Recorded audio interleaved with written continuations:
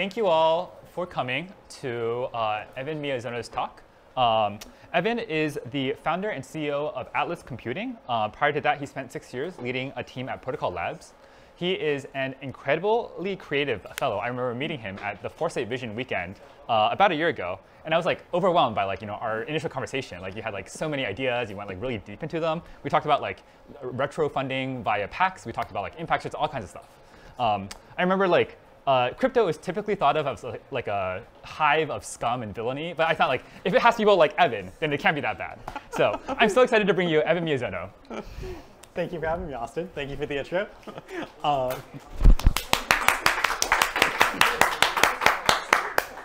In that conversation, you also convinced me on prediction markets as belonging on the same level as super forecasting. So it was a great conversation all around. I will apologize for the lack of polish on this presentation. It's basically 3 talks that I've stitched together, maybe 4, but I felt like this was a very manifoldy type, manifest style pair of topics, the main 2 being things that we talked about initially, with a little bit of where I am now, where I am and who I am. This is this is the current nonprofit that I run. We are focused on stuff that is so unrelated that I will not be talking about it anymore this entire talk. Where I started was experimental physics. I've been in the trenches of research, even though I don't do that now. I then went on the other side of research and built a grants program. And that grants program turned into meta science. How do we do science better generally? And I think most people would agree that better science, the best grants program does more better science faster and cheaper. And faster and cheaper are very objectively measurable. More and better are actually really challenging to come up with robust objective criteria for. So that starts pulling in a bunch of things about how do you evaluate how do you come up with objective measurements for subjective qualities that you might look for. Because of fun internal dynamics, I ended up turning this meta science team into a venture studio that was focused on coordination mechanisms. And probably my favorite slide for my entire time running that team was this slide of humanity having many coordination systems. These are all things that realistically someone one day set out and built.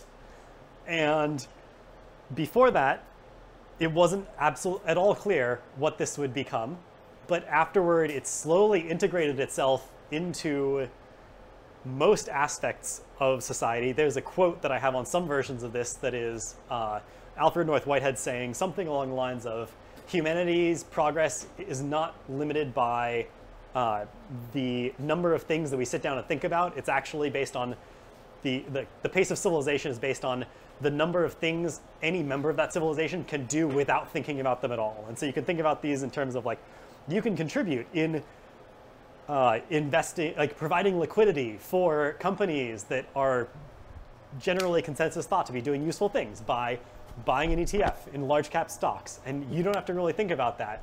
No one has to really think about that much. A few people think about that marginally, and it creates this large scale consensus value. And that doesn't just hold true for things like capital markets. It holds true for prediction markets or democracies or the printing press, where we have these things now and you're just used to them, but the number of these, the age of them, should all imply to you that it's very easy to come up with new ones. Maybe not very easy, but it is at least feasible that someone in this room could come up with another one of these in the next 3 years, especially if they sat down and tried to start thinking about it. And so the point of this venture studio was, what would it look like to come up with another set of these to specifically support the creation of new public goods? And so we came up with a bunch of teams, spun them out, and there were 2 ideas that I really liked that we didn't end up getting to. I'll also note that I think this talk's being recorded and will be posted online. And so if you really like these slides, you can find them later. I also linked to the slides on the very last slide with a QR code. So you can take that, steal the Google Slides link, and take as many of these as you like. Yeah, so these were mostly things about trying to fund open source, but there were two things from this that we didn't end up building teams around, and I will be presenting those mostly after this. One bit of context. Actually, how many people have heard of Retro PGF or Retro Public Goods Funding? Okay, it sounds like people mainly maybe come here because they'd heard of it. But you might know the number off the top of your head that Optimism, I think, allocated, I think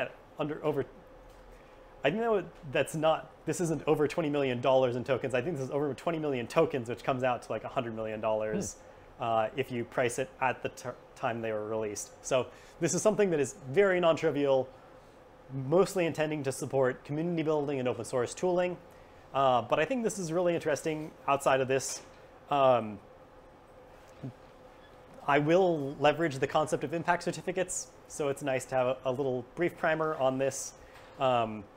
If you want annoying details, there are many of them. I do also think that there are parts of this that, I think that there are questions raised here where the opinions that I voice are not raised as possibilities in this post. So not a complete substitute for listening. If you're not familiar with the economic distinction between excludable, non-excludable, rivalrous, and non-rivalrous goods, these are vague, hand-wavy categories that economists will use to distinguish between types of goods. It's very useful because there are some things where you'll have a tragedy of the commons where you can't exclude people from using it, and it is exhaustible, and therefore you will call it a commons. Many of you have heard of, I assume you've probably all heard of tragedy of the commons. And there's also the free rider effect that you have, which means that if you can't exclude people from it and they can enjoy it, then nobody ends up contributing to it unless they have to. One thing that's interesting about funding any of these things is that if you want to fund impact specifically, you have to specify success, and you kind of also have to identify who is going to be successful. And there are some systems in which these are attempted to be done by the same individual or the same group. And there are other systems that I would claim are much more successful where these are done by two separate groups. For example, in private goods, in like private companies, creation of private goods or club goods, then you might have some funder or some founder who sells stock for capital to an angel investor.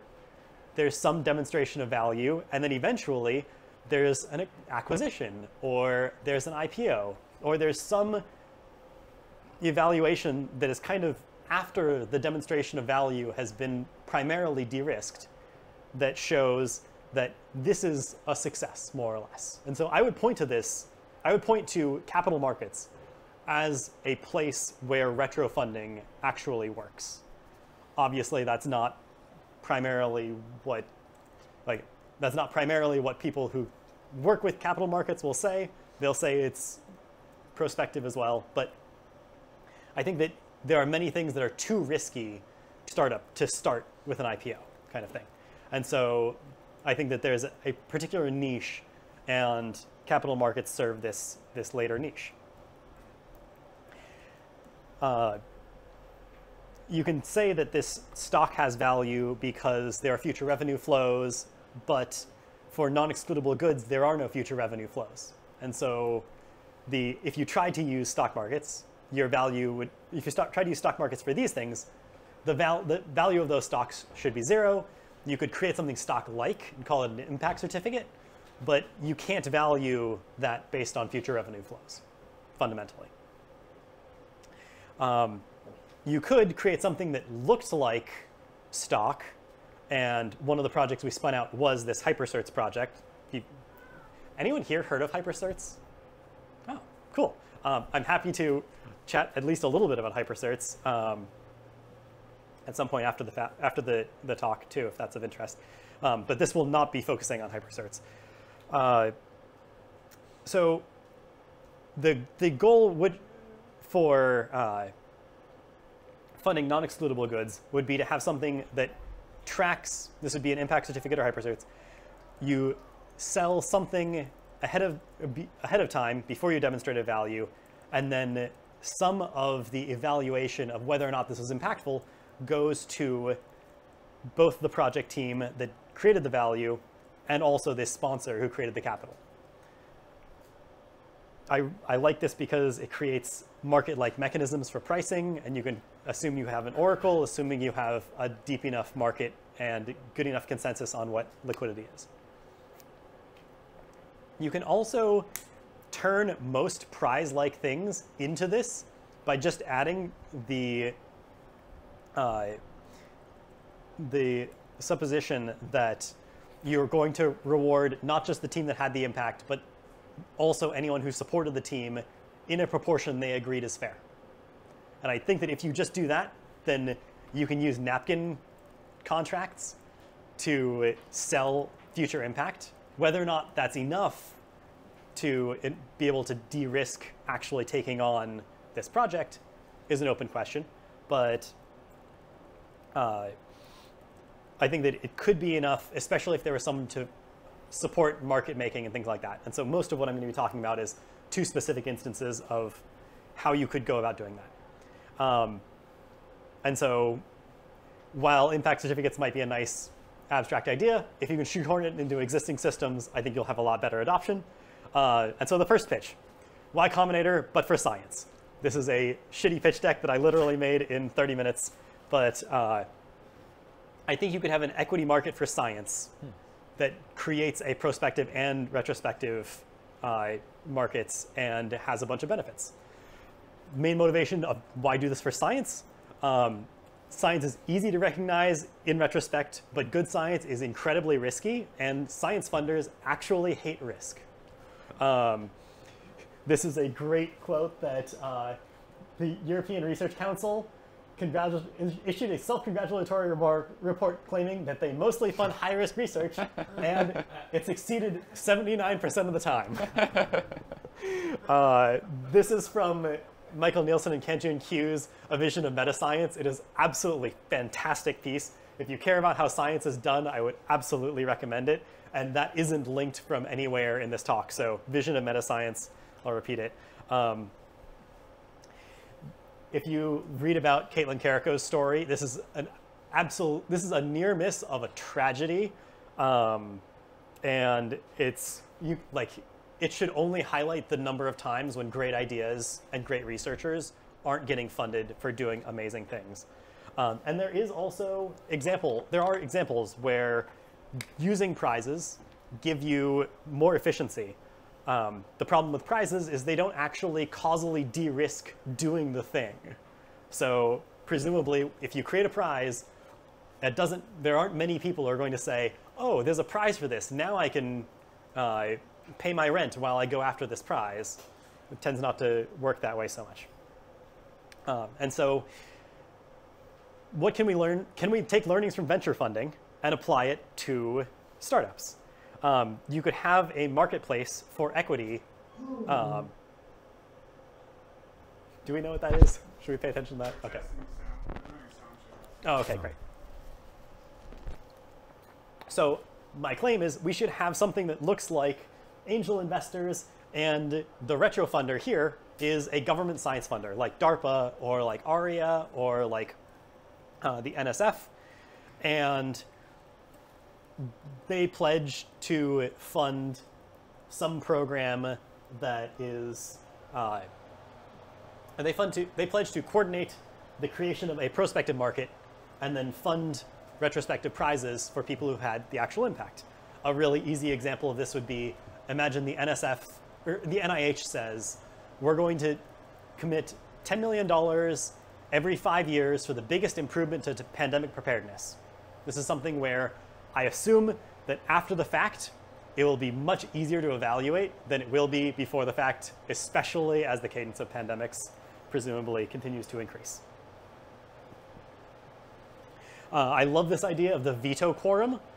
You could imagine identifying the number of people who have to say no to an idea before that idea becomes completely unfundable. In some subfields of science, this is one person. I know that in the DOE, right, so I know the secondhand that for a while there was one person in the Department of Energy who funded all battery research for like a decade or more. And this person happened to have an incredible memory. And so if anything like a proposal had been tried before, it got rejected because it had already been done. You can only imagine how great that is for innovation and improvement on previous ideas. The nice thing about startups is that for YC's demo day, it's a veto quorum of literally the population of this room. And so you could imagine trying to raise the veto quorum. Another cool thing about this idea is it gives you a really nice mental model for why a DARPA-like funder works really well. The veto quorum is the number of PMs. Why when venture moves into a field, it can do really well. It only takes one investor to identify a great idea that all the other investors missed for that thing to actually happen.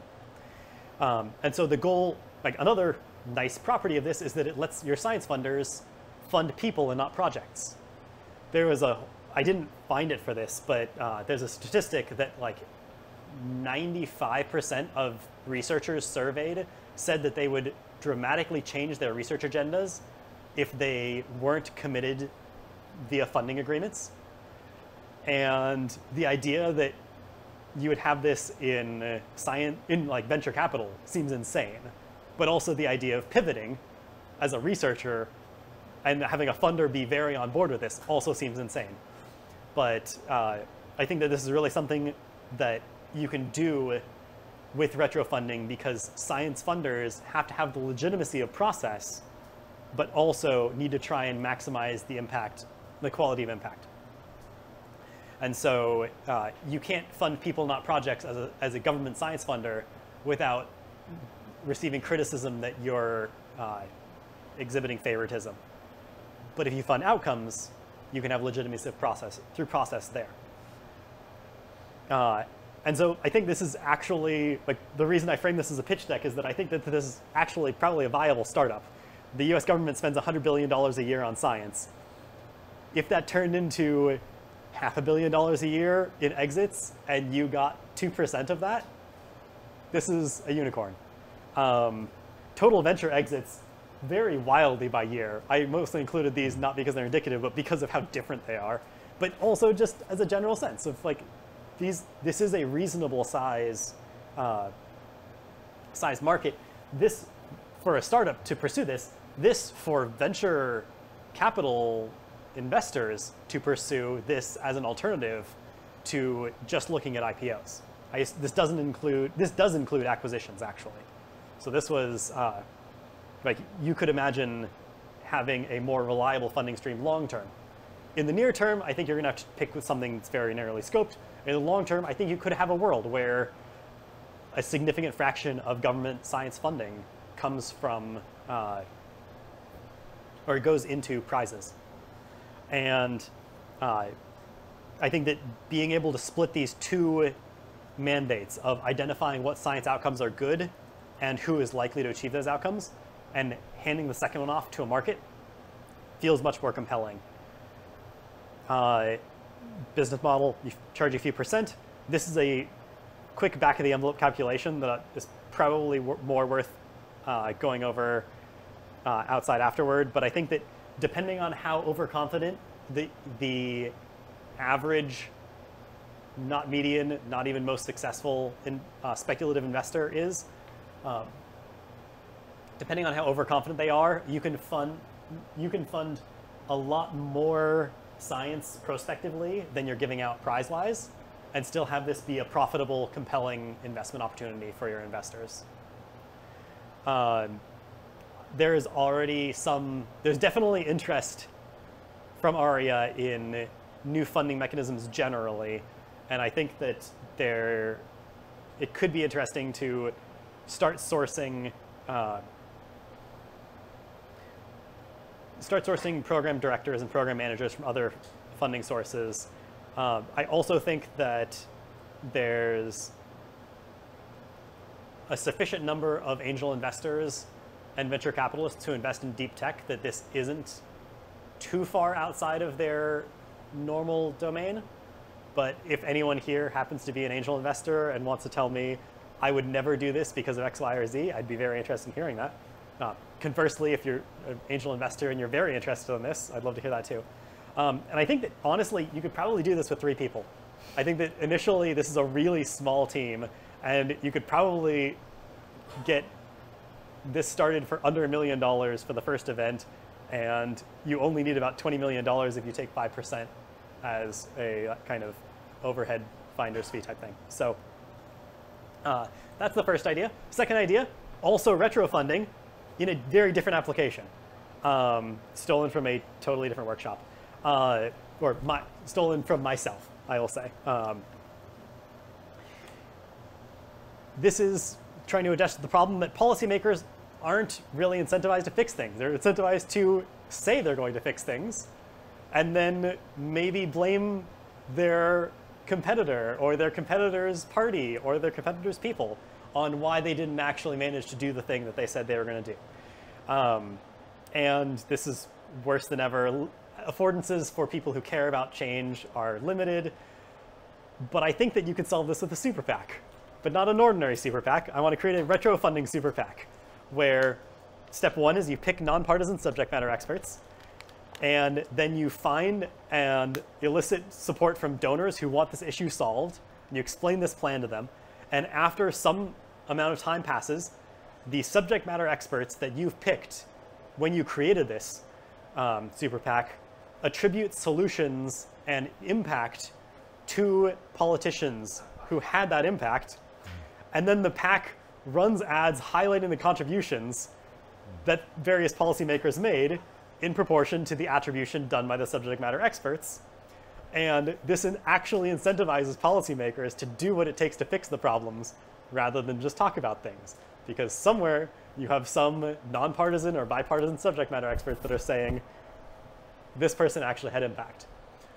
Obviously, there are all of the problems around subjective evaluation of impact still hold. But the nice thing is you at least have transparency and legitimacy of process if you can say at the outset, these are the subject matter experts that we're picking.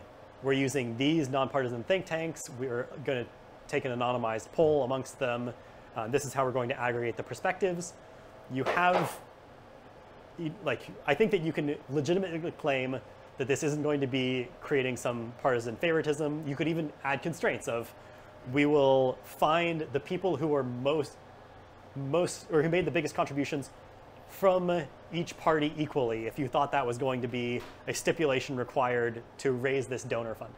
So I think there are things that you can do to make this more compelling to the various parties. Both of these are, in practice, 3-sided markets. And so it's a bit of a massaging to get it to meet the criteria to get participation from all 3, but thankfully there are a lot of explicit and also way more implicit parameters that you can vary in order to try and make these work. And I think a lot of the challenge of deploying something like this would be in identifying additional implicit parameters.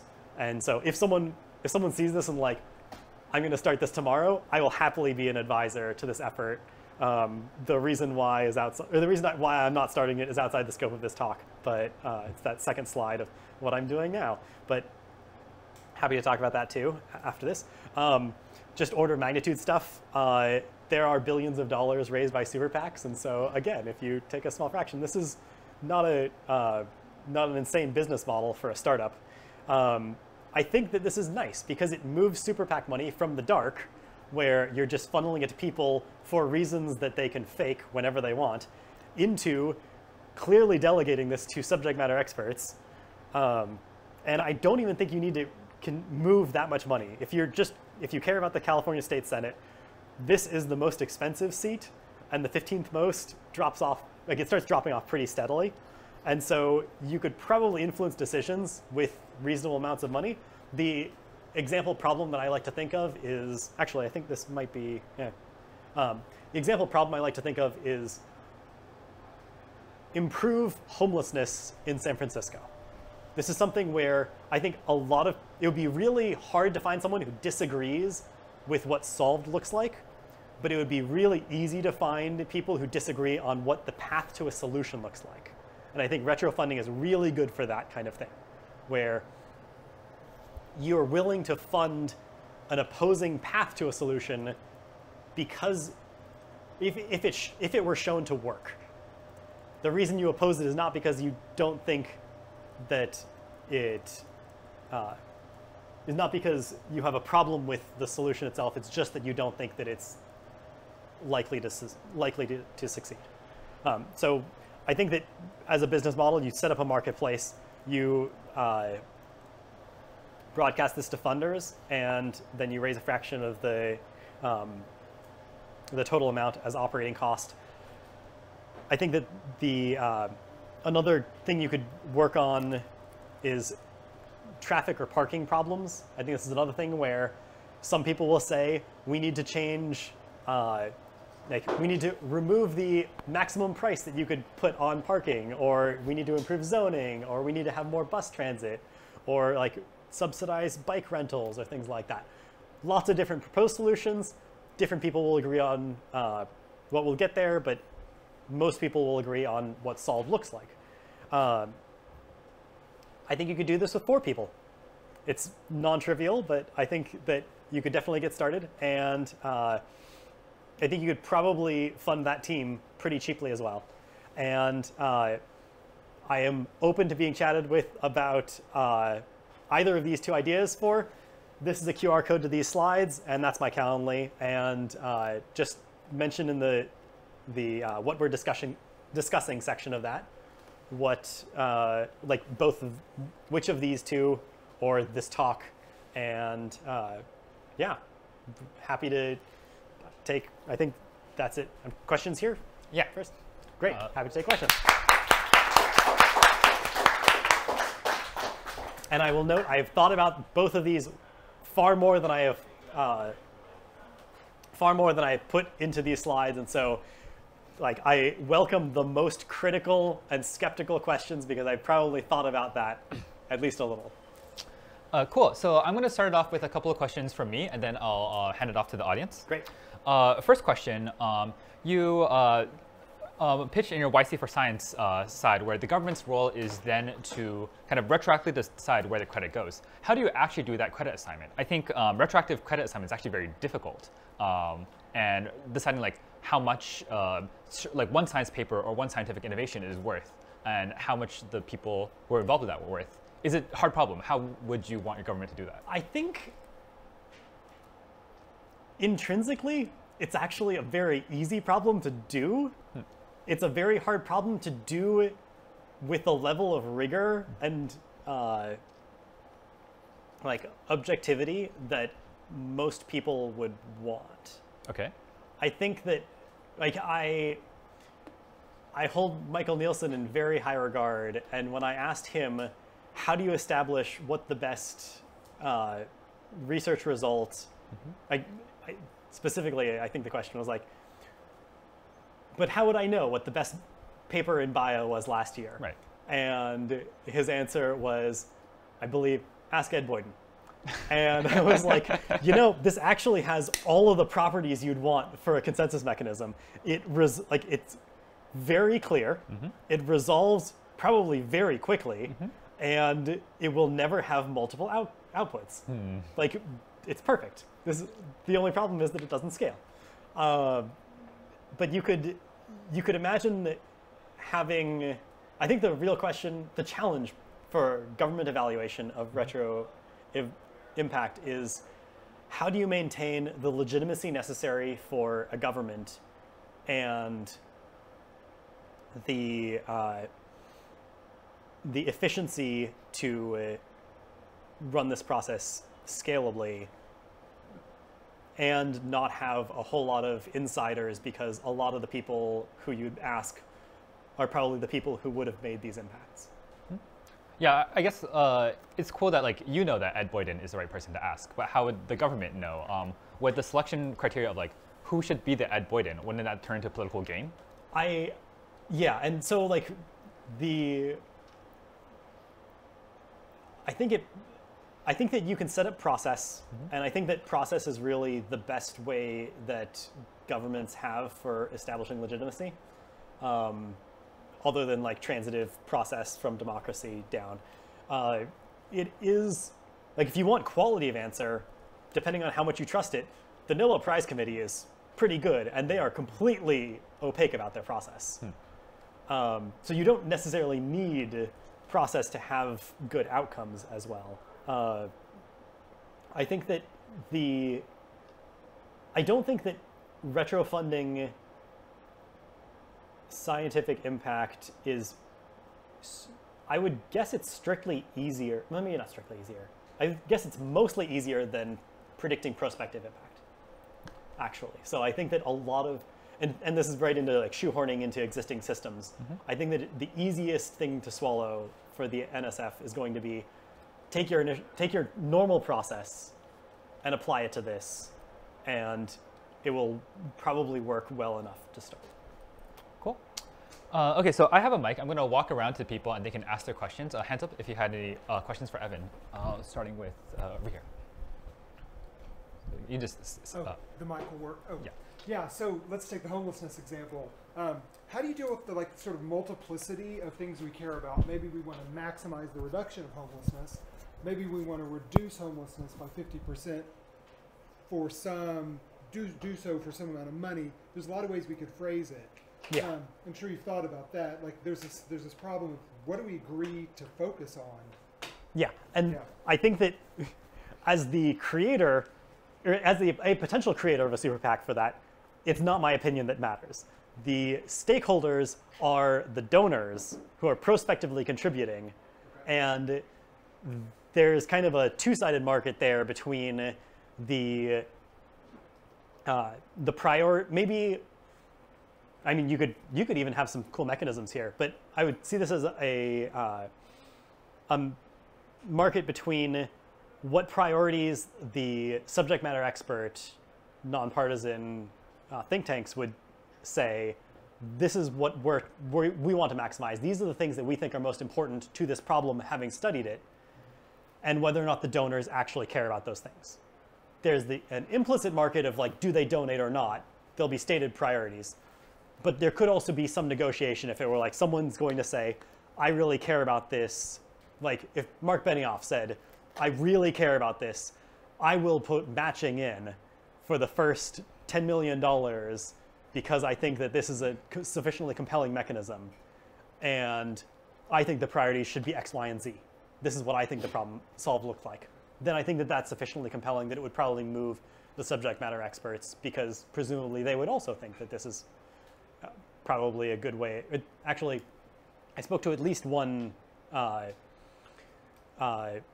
nonpartisan think tank on homelessness, and they thought that this was something that was at least worth trying. So I think that you could probably move priorities to meet funding, move funding to meet priorities, but that's where that decision should be made. It definitely shouldn't be kind of like a top-down, I created this thing to solve the problem in this particular way, because these problems, part of the reason these problems aren't solved and are good targets is that they're wicked problems.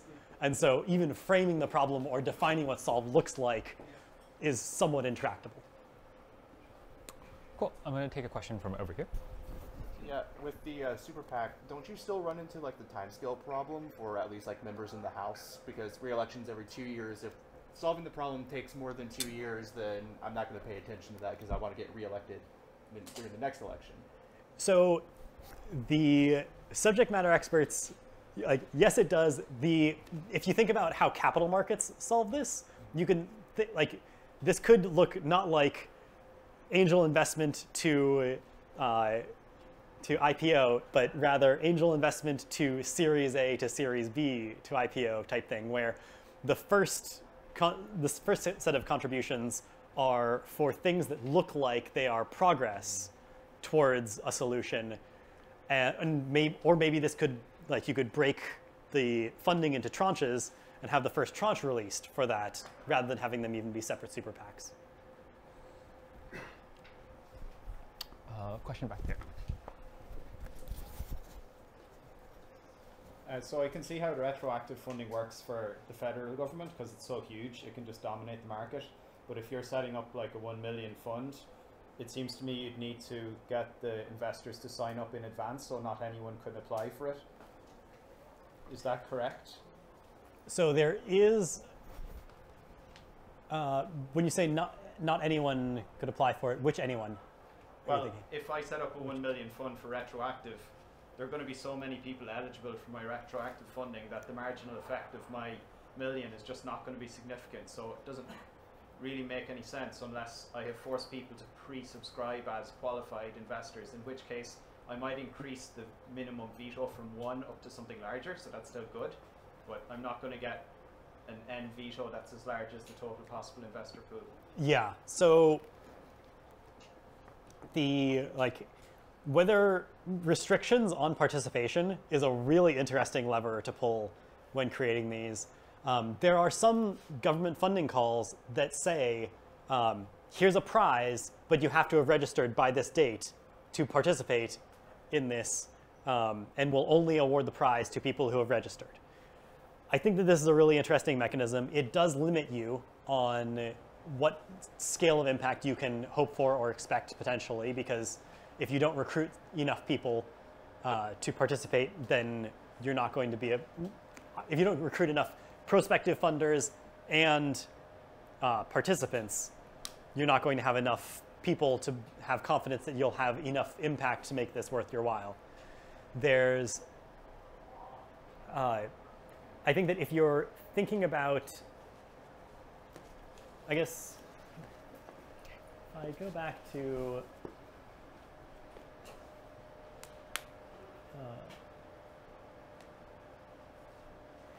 this rough math, the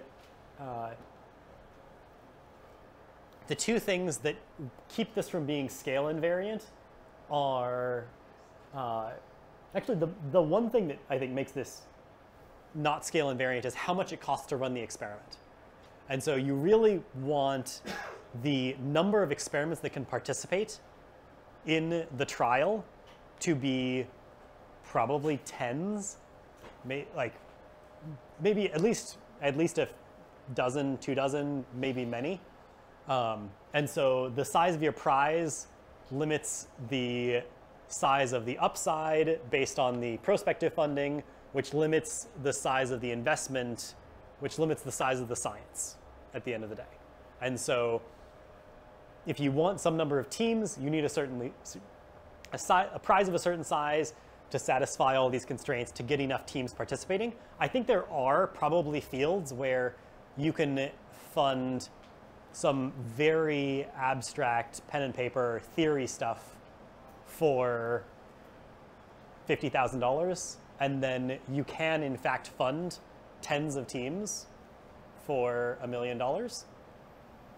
This isn't necessarily guaranteed, but there are a lot of things outside of just financial incentive that you might be able to use to attract people to join this kind of prospective funder and impact researcher type model.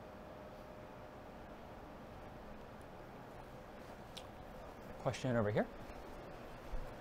Yeah, I'd be curious if you could go more into your game plan for getting like governments to adopt this thing, like which agencies in particular would be most interested, like how much have you talked to them, particularly for causes like AI alignment or other existential risks. Can I repeat that after the recording ends? All right, office hours afterwards, Yes. out in the garden. Any other questions back there? We've been talking about governments. Are you using that as just stand-in for an entity of a sufficient size, or are there other properties that you're trying to get at here? I think that I'm mostly using it as in terms of size and the fact that you do have this kind of size effect where it becomes more plausible at larger scales. I do think that it feels more plausible for a DARPA PM to be willing to take this on than for someone at the Ford Foundation or Sloan Foundation, for instance. I think the amount of latitude to experiment just is broader there. But if someone from an endowed nonprofit came to me and said, I think this is really interesting, we should be experimenting with this, they are similarly large-scale funders of science. I think that those programs are probably as big as thematically scoped as many thematically scoped programs for many program areas. I also have some latent modern monetary theoretic tendencies, and so I think that the government side scales really nicely, and I think that it'd be really nice to have a lot of the quantitative easing go to science rather than a lot of the things that government spends money on now. Thank you. Question here? So I think I understand pretty well how, like, for a given prize, this incentivizes, like the maximally effective way of, like, bringing about the outcome that is being incentivized for that prize. But, like, one level earlier than that, the actual, like, determination of what is important to fund and the determination of, like, how much money to allocate towards that in expectation of, like, it having a certain effect, like, what is the shape of that look like? And did you talk about that in this? And No. I dismissed it? Okay, so this is like fully separate from that. Is there like a shape of a solution there that seems sort of like spiritually similar to this that solves the other half of that? I think that that's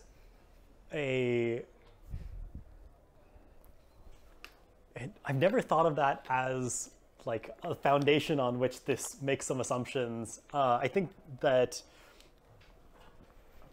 if you want to answer that question, you really have to assume you're going to elicit and aggregate perspectives on what people generally value and try to also come up with a metric on which you'll collapse those.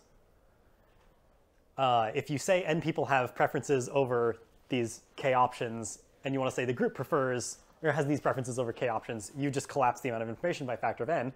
And so there are many ways you could do that. If you say, like, we're going to maximize qualies, that's a really clear, really objective, self-consistent way of doing this, but there are many ways to do this. This is basically saying that it's going to be based on the implicitly aggregation of donor preferences based on weighted by the dollar contribution, which in some sense many donation platforms also do implicitly. But I don't know if it's not clear to me what a solution to that problem would look like. Yeah, also. it's a thing that I've wondered myself. It feels like there must be some like market solution end to do this, and having not come to that determination myself, I was maybe hoping that somebody else would work for me. I think that I imagine that there might be some highly pluralistic tools or perspectives that would be very useful. I imagine Pooja Olivar would have some really strong opinions, but they'd be very interesting, and I would want them to inform what I would say, like what properties I would think a solution should have. There. So if you had two pools of money, and one of them was going to be distributed by this mechanism, and the second was going to be distributed by like a advanced market commitment, do you feel like if you compare the two things, this mechanism outperforms? Because it seems like the advanced market commitment brings both sides of the market kind of to bear, but this gets more complex, has this market part. I consider this to be the unprofitable analog of the advanced market commitment. AMCs are great for things in this category, where you have a thing that you can eventually sell. If you're creating a public good, it's really hard to make an advanced market commitment for clean air.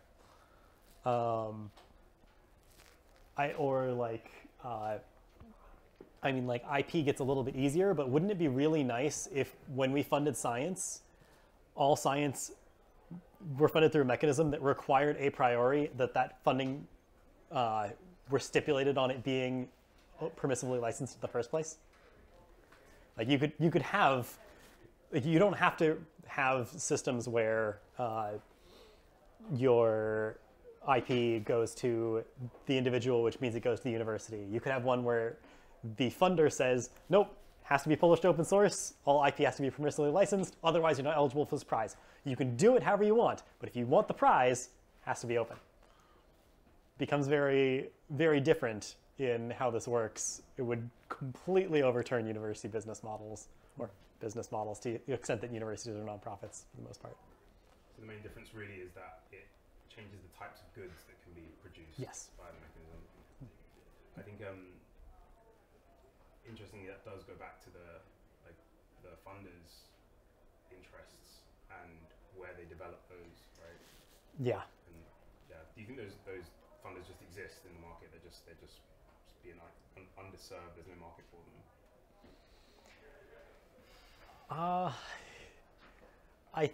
On the prospective side, I think that focused research organizations demonstrably show the answer is yes.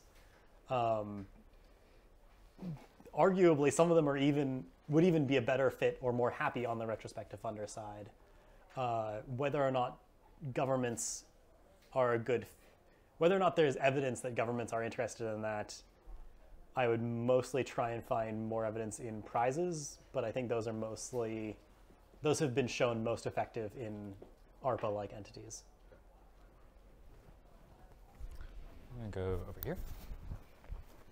So it's been a while since I've looked at any sort of like super PAC related law and stuff, but have you double checked to make sure that like this doesn't come across as like bribing politicians? I have talked to at least one lawyer who said that it doesn't sound like it, but honestly, I have like every time I start a to-do list or like send someone of like, here are the next steps.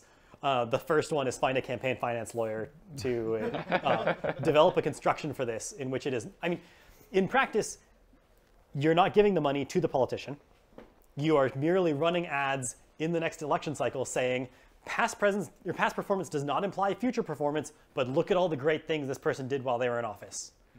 Paid for by super PAC that is trying to reduce this problem. I think part of it has to do with like collaboration between the super PAC and the official's office. So like I guess it just depends on how you're coordinating with them. Yeah, and presumably you don't have to tell the office anything for this. You just make sure that they are aware that this super PAC exists. Nudge, Nudge, nudge. nudge. Here's a billboard outside of your office. Here's a ad to the podcasts you listen to. Let's go over there. You said like how much is like $1 spent by like this like retroactive super PAC, like comparative to a super PAC whose like one goal is to like get this politician elected? Like if you're like running like these like ads to like reward them for like doing good stuff, you like probably don't want to do like weird attack ads. You want to have like nice ads about like they solve this problem. Maybe these ads are just like less effective than like an ad that would be put together by a PAC, but their like whole goal is we want to get this person elected. That definitely could be the case. This is something that would be worth analyzing. In terms of attack ads, you actually could use this to create attack ads. You could say, like, we had like this person created this bill, and this other person made sure this died in committee. Past performance does not imply future performance. So yeah, good question. Interesting way of measuring potential impact. Do not know. I've not looked at that. I mean, you could also just fund attack ads against the opponents of people who you've identified. But I was going to ask, could you use the science thing to fund like replication, like more replication of the right papers?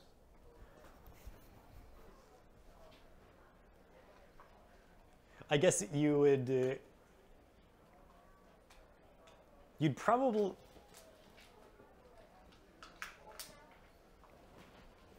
I mean, to be epistemologically rigorous, you don't want their funding to be dependent on whether it passes or fails replication, because you don't want to bias the replication toward one way or the other.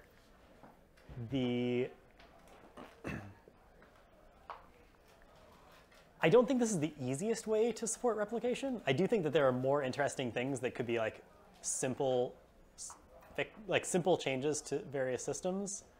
I'm very happy to talk about more of those.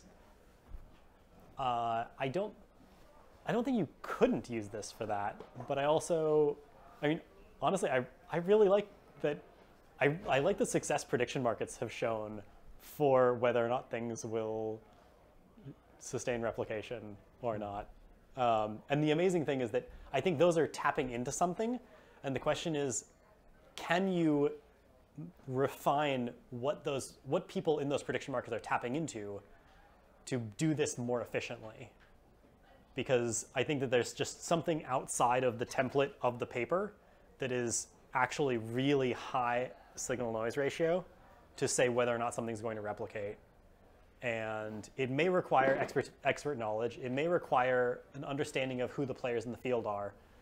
But I think it's enough that you could still probably say, like, here are some metrics, and this seems unlikely to replicate.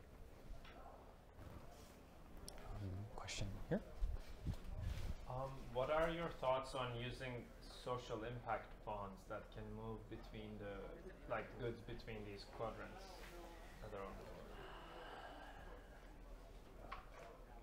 Haven't really thought about it much.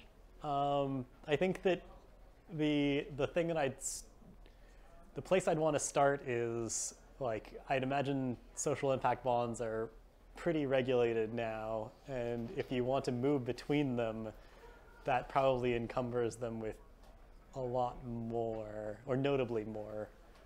It sounds like something that I'd be curious to read more about, and I'd be excited if I found someone from a financial background who had history structuring derivatives we're interested in. But if two people with that background said, like, you don't want to do this, I would probably say this isn't worth looking into it further. Okay. This gave me an idea on a way in which social impact bonds can turn public goods and commons into private goods for investment purposes. And I do think that is interesting. So anyway, happy to brainstorm more about that. One more thing for us to chat about. Question here. Yeah, I was curious about, I suppose, one of the problems with science is that you often can't tell whether or not you're making progress.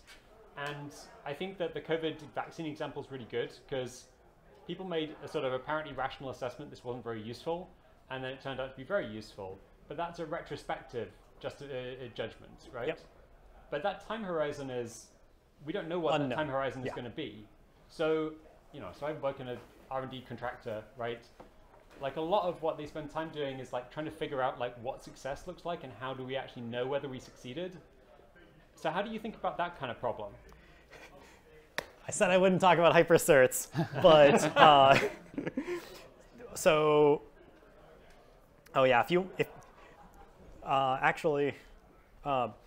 this is at least the slides for this, but you can also find the talk that I gave on this. But the nice thing about hypercerts is that you get, instead of just here's a thing, here's a company I have stock in it.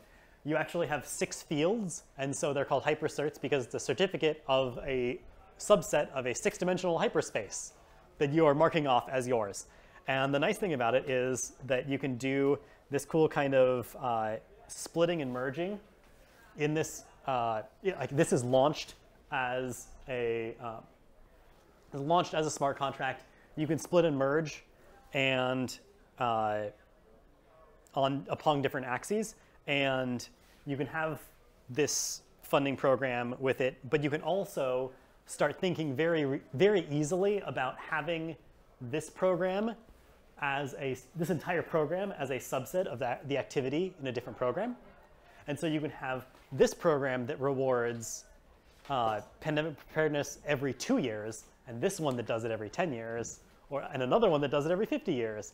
And then this one is actually speculating on potential impact at least fractionally. You can also reason easily about having one program that covers two different, one program that participates in two different systems and how you weight equity across each of them, which isn't something you can do with run-of-the-mill impact certificates. This was very much the like, what do we think the long-term best case scenario should look like, and try and backsolve from there to two very concrete, like, don't even need to mention hypercerts, but the long-term questions of how does this work, we have thought more about all of those things, and I think that there are things where you have to make choices and trade-offs, but there weren't any trade-offs there weren't any holes that anyone poked in it in any discussions for the last year and a half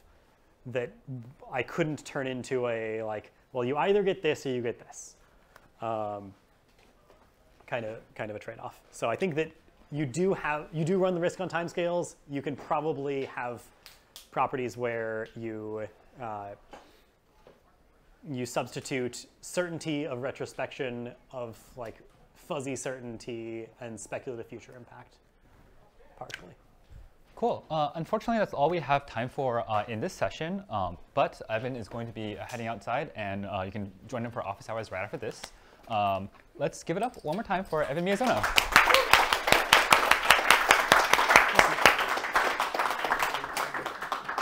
All right. Thank you so much, Evan. I think we need to take your